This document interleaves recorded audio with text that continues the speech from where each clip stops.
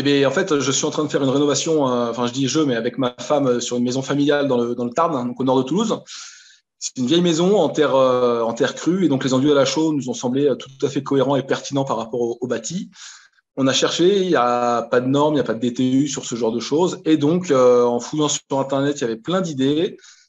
On a essayé, on a fait plein d'essais, on s'est un peu découragé. Et au moment, je me suis dit, peut-être qu'il faudrait que je trouve un truc un peu plus sérieux. Et via ta formation, effectivement, voilà, ça m'a permis d'avoir pas mal de réponses aux différentes questions qu'on avait. Et ça a été un vrai plus pour notre chantier. Alors, sur Internet, on trouve énormément de choses, des choses justes, sûrement dans des cas de figure, etc. Un des gros plus, ça a été de pouvoir échanger avec toi sur les spécificités du chantier, parce que j'avais fait des enduits à la chaux sur des supports en plâtre, d'autres sur des supports en terre.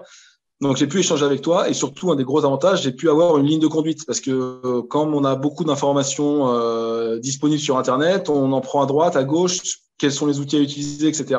Là, je me suis dit, ben voilà, maintenant, je suis cette formation et je vais à fond dans ce que me dit Gauthier. Alors, au tout début, on a essayé les enduits à la chaux, on savait pas trop, donc on faisait des petites gammates d'une dizaine de litres. C'était très compliqué, donc on refaisait au fur et à mesure, on en faisait souvent, etc. On avait du mal à lisser, on savait pas comment faire, donc on faisait ça avec un grand couteau à enduire, on va dire. C'était une galère, il y avait des trous, des bosses, et on était très moyennement satisfait. Surtout que toi, on voyait des résultats qui étaient super bien. Donc, on a continué et une fois que j'ai pris la formation, j'ai essayé tout seul de faire comme tu fais dans ta formation. Ça a l'air magique, etc. Mais tout seul, c'est quand même complexe, surtout sur un support en plâtre où mon enduit tirait vite. Et donc, finalement, la meilleure idée, c'est que j'ai pris ma femme, je lui ai dit, aujourd'hui, tu me files un coup de main. Et donc, on a appliqué à deux. Et là, c'était un des meilleurs conseils, finalement, être à plusieurs pour faire des pans de mur. Et ça a été vraiment, à la fin, l'idéal. Et donc, on appliquait en dernier. À la fin, on faisait une centaine de litres d'enduit par jour. Donc c'était nickel. Ok. Alors, au début, je t'avoue que, en fait, on est tellement habitué maintenant, à l'époque de YouTube, etc., Facebook ou Google, d'avoir des informations gratuites. Mais on n'en connaît pas forcément la fiabilité. Là, je me suis dit, une formation, c'est payant, c'est 100 euros, etc. Putain, c'est dommage. Mais au final, 100 euros sur une rénovation de plusieurs milliers d'euros, c'est vraiment à la marge. Et même si, en fait, on n'a pas forcément économisé beaucoup d'argent parce qu'on a économisé énormément de temps. J'aurais pu économiser beaucoup de temps si j'avais pris la formation avant, parce que faire des enduits à la chaux, c'est des choses qui coûtent pas forcément très cher, mais ça prend du temps. Et en fait, j'aurais pu gagner plusieurs semaines de boulot si j'avais pris la formation avant. Et c'est pas une question de prix parce que franchement, on s'y retrouve tellement vite. Donc, c'est vraiment quelque chose que j'aurais dû faire avant, mais on n'est pas habitué dans notre génération à payer finalement pour des choses dont on a l'habitude d'avoir gratuitement en ligne.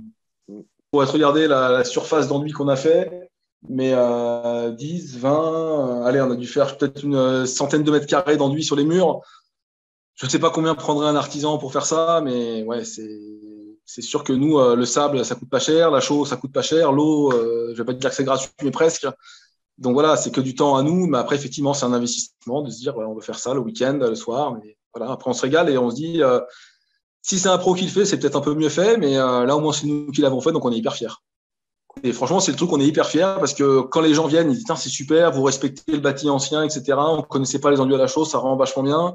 Ou d'autres qui disent, on avait entendu parler, ça paraissait compliqué. Les peu de gens que j'ai fait appliquer avec moi à Talocher, ils ont dit, non, mais ça se met super bien en œuvre, c'est génial. Et donc, ouais, c'est vraiment ce sentiment de fierté d'avoir fait soi-même des travaux. Moi, je suis pas du tout du métier d'enduiseur à la chaux, on va dire. Donc, voilà, mais j'ai été hyper satisfait de le faire moi-même.